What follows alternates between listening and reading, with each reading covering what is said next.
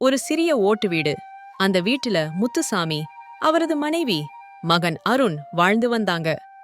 அருண் ஒரு ஓரத்தில் கவலையுடன் அமர்ந்திருக்கிறான். அப்பா, நான் ஒன்னு சொல்லணும், தப்பா எடுத்துக்காதீங்க. என்னப்பா சொல்லு. எதுவா இருந்தாலும் தயங்காம சொல்லு. அம்மாவுக்கு அடிக்கடி உடம்பு முடியாம போகுது.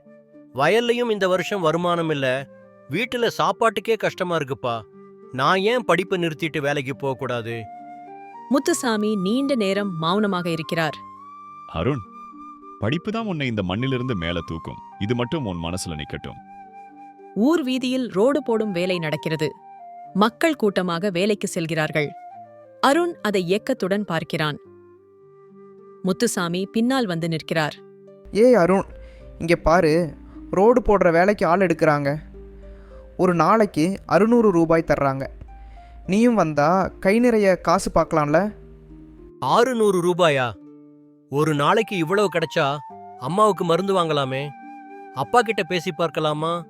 முத்துசாமி அருணின் தோளைத் தொடுகிறார்.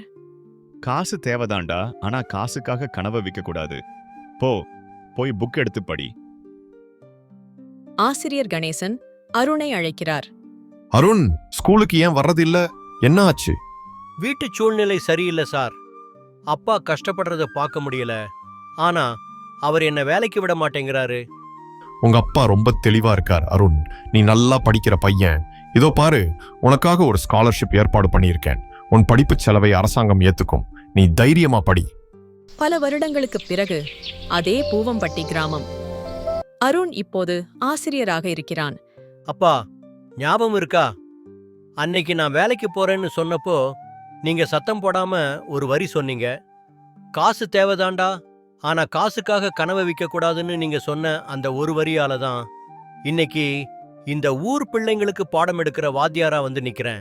நான் எதுவும் பெருசா செய்யலடா அருண். உன் மேல நீ வச்சிருந்த நம்பிக்கையை மட்டும் காப்பாத்தினேன், அவ்வளவுதான். கஷ்டங்கள் இமயமலை அளவு இருந்தாலும் ஒரு தந்தை சொல்லும் ஒரு நேர்மையான வார்த்தை ஒரு குழந்தையின் வாழ்க்கையை மாற்றிவிடும் என்பதற்கு முத்துசாமியும் அருணுமே சாட்சி.